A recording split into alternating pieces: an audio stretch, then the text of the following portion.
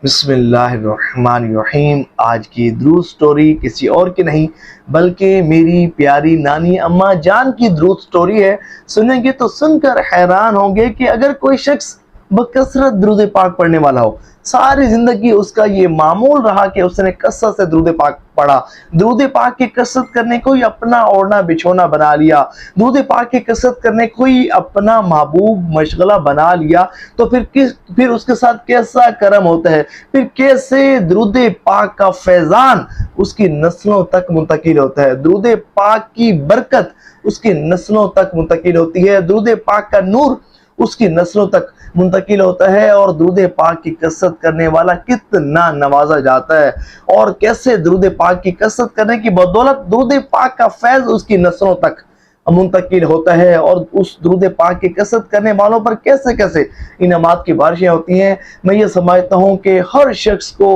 یہ ویڈیو ضرور دیکھنی چاہیے، مکمل دیکھنی چاہیے، اور بالخصوص جو درود پاک سے محبت کرنے والے ہیں، درود پاک کی کثرت کرنے والے ہیں، ان کو یہ ویڈیو مکمل اینڈ تک دیکھنی چاہیے تاکہ ان کو بھی پتہ چل جائے کہ درود پاک کتنی بڑی دولت اور کتنی بڑی نعمت ہے۔ دیکھیے، میری نانی اماں جان ویسے تو بہت نیک خاتون تھیں، بکثرت اللہ کی عبادت کیا کرتی تھیں، اور تہجد تو ان کی مس ہوتی نہیں تھی، اور صلاۃ التسبیح اور دیگر ذکر و اذکار، نوافل، تلاوت قرآن کریم کی کثرت، ذکر و اذکار کی کثرت، درود پاک کی کثرت ان کے معمولات میں شامل رہتی تھی، لیکن بالخصوص درود پاک کی کثرت ان کا محبوب وظیفہ ہوا کرتا تھا۔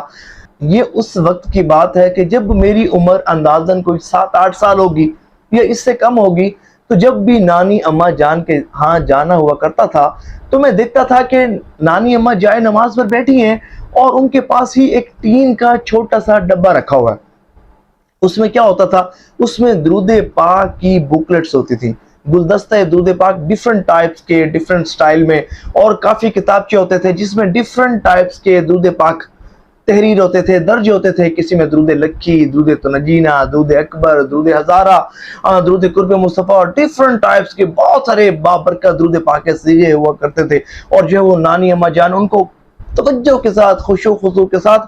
پڑھا کرتی تھی۔ اور آج بھی یاد آتا ہے کہ اگر کوئی شخص اتنا زیادہ درود پاک پڑھنے والا ہو نا، تو مجھے اب پتہ چلتا ہے کہ درود پاک اگر کوئی بزرگ پڑھ جائے نا، کس طرح نسلوں تک اس کا فیضان چلتا ہے۔ اور وہ جو حضرت حذیفہ رحمۃ اللہ تعالی علیہ کی جو بات ہے نا، جو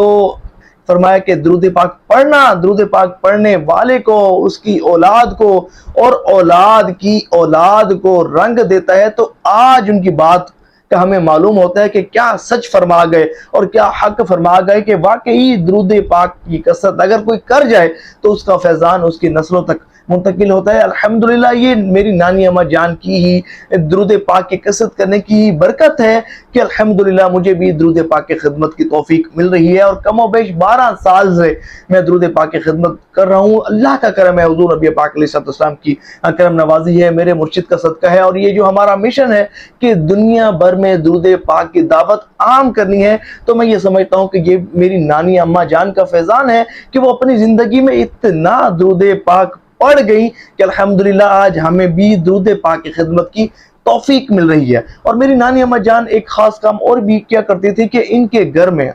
ہر ماہ کی بدھ شریف کو، ہر ماہ کی بدھ کو درود پاک کی محفل بھی منعقد ہوا کرتی تھی، کہ جس میں درود پاک بھی پڑھا جاتا تھا، جس میں واعظ و نصیحت بھی کی جاتی تھی، اور جس میں دعا بھی کی جاتی تھی۔ آج عرصہ گزر گیا ان کو انتقال کیے ہوئے، لیکن ان کی بہویں آج جو ہے وہ اس محفل کو سجاتی ہیں، اس محفل کو منعقد کرتی ہیں۔ تو ہمیں بھی چاہیے کہ ہم بھی اپنے گھروں میں اجتماعی طور پر درود پاک پڑھنے کی محافل منعقد کروائیں۔ دیکھیں، اگر آپ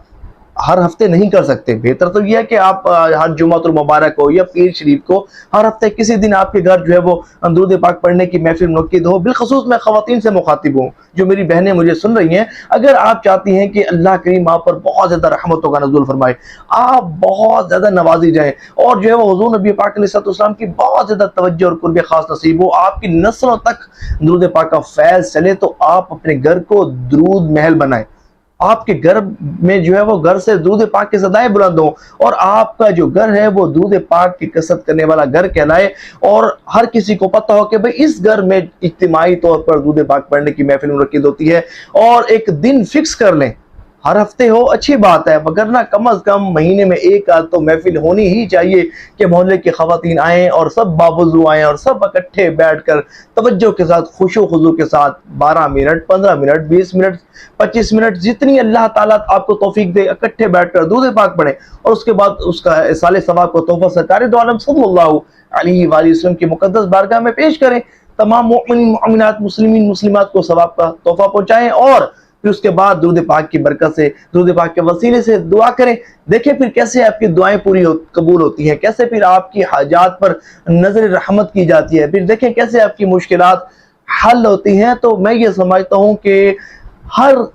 हमारी बहन जो ये इस वीडियो को सुन रही हैं अपने ऊपर भी लाजिम कर लें कि इंशाअल्लाह भले चंद बच्चे आ जाएं, मैंने दुरूद पाक की महफिल मुनक्किद करनी है, भले 2-4 खवातीन आ जाएं, मैंने मिलकर दुरूद पाक की महफिल मुनक्किद करनी है। ये हिर्स नहीं करना। बाज़ लोग कहेंगे कि भाई हमारे पास तो इतनी ज़्यादा खवातीन नहीं आ सकती या हम बहुत ज़्यादा लंगर का एहतिमाम नहीं कर सकती। तो ऐसी बात नहीं है, जितनी अल्लाह ताला आपको तौफीक दे आपने ये काम करना है। और बिलखसूस नबी पाक अलैहिस्सलाम का जश्न विलादत करीब है, तो हुजूर को हुजूर के जश्न विलादत के मौके पर ये तोहफा पेश करें और तोहफा ये पेश करें कि या रसूलल्लाह सल्लल्लाहु अलैहि वसल्लम आपके जश्न विलादत के मौके पर मैंने ये नियत की है कि हर हफ्ते फलां दिन या हर महीने फलां तारीख को मेरे घर इज्तिमाई तौर पर दुरूद पाक पढ़ने की महफिल मुनक्किद होगी और मैं सब खवातीन के साथ अपने मोहल्ले की बहनों और माओं के साथ मिलकर दुरूद पाक की कसरत करने को अपना मामूल बनाऊंगी। औरतें घरों में और मर्द हजरात अपनी करीबी मसाजिद में इस तरह की इज्तिमाई तौर पर दुरूद पाक पढ़ने की नूरानी महफिल को मुनक्किद करवाएं, फिर देखें किस तरह आपको बरकतें मिलती हैं। कमेंट्स में अपनी नियतों का इजहार ज़रूर कीजिएगा, मुझे ज़रूर बताइएगा कि आप भी अपने घर में दुरूद पाक की महफिल मुनक्किद करेंगे ना, और सवाब की नीयत से इस वीडियो को शेयर ज़रूर कीजिएगा।